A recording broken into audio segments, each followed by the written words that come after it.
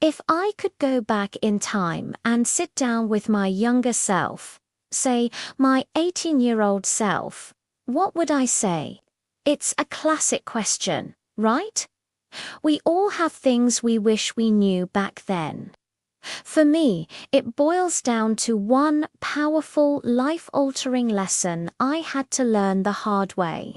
And it's this: stop waiting for permission. Seriously. Stop waiting for someone to tell you that you're good enough, smart enough, or ready enough to go after what you want. I spent so much of my youth in this weird holding pattern, waiting for a green light from the universe. I thought I needed a specific degree to start a project, a certain job title to feel qualified, or approval from my friends and family to chase a dream that seemed a little out there. I remember wanting to start a blog back when I was in college. I had all these ideas, things I was passionate about, but I kept telling myself, who am I to write about this? I'm not an expert. No one will read it. I was waiting for some imaginary authority figure to tap me on the shoulder and say, "Okay, you're officially allowed to share your thoughts now." Of course, that moment never came. And guess what? I missed the boat. By the time I finally got over myself, the landscape had completely changed. It's not just about big dreams either. It's in the small, everyday moments, waiting for someone else to make the first move in a friendship. Hesitating to speak up in a meeting because you're not the most senior person in the room. Not trying a new hobby because you're afraid you'll look silly. It's all rooted in the same fear, the fear of not being validated. We crave that external stamp of approval. But here's the truth I had to learn through years of frustration and missed opportunities. The only permission you ever truly need is your own. You have to be the one to validate your own ideas, your own ambitions, and your own worth. The world is busy. People are focused on their own lives. They aren't sitting around waiting to hand you a permission slip. Think about it. Every innovator, every artist, every entrepreneur who ever changed the world didn't wait. They gave themselves permission. They said, "My voice matters. My idea is worth exploring. I am ready now." They didn't wait for a consensus.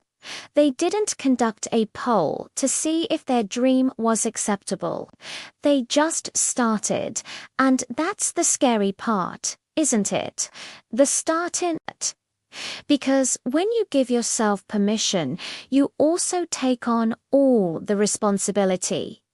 If you fail, it's on you. There's no one to blame. But here's the flip side. If you succeed, that's all you too. The freedom in that is incredible. So, how do you actually start giving yourself permission? It's a muscle you have to build. You start small. That thing you've been wanting to try. Do it. Just for an hour this week. Want to learn to paint? Go buy a cheap set of watercolors and just mess around. You don't need to be Picasso on your first try. The goal isn't mastery. The goal is to start. Another huge part of this is reframing how you see failure. We're taught to fear failure, to see it as an endpoint. But it's not. Failure is just data. It's feedback. When you try something and it doesn't work, you haven't failed, you've learnt. You've learnt what doesn't work, which gets you one step closer to what does. The only true failure is not trying at all because you were too scared to give yourself the permission to start. I spent so much time looking for mentors to tell me what to do, hoping they'd lay out a perfect roadmap for me. And while mentors are amazing, no one can want your dream for you more than you do. No one can do the work for you. They can offer guidance, but you are the one who has to walk the path. You have to be the CEO of your own life. You have to be the one who looks in the mirror and says, "Let's go." We're doing this mindset shift from can I to I will is everything. It changes the way you approach challenges. It transforms your inner dialogue from one of self-doubt to one of self-trust. Instead of asking, "Am I qualified for this?"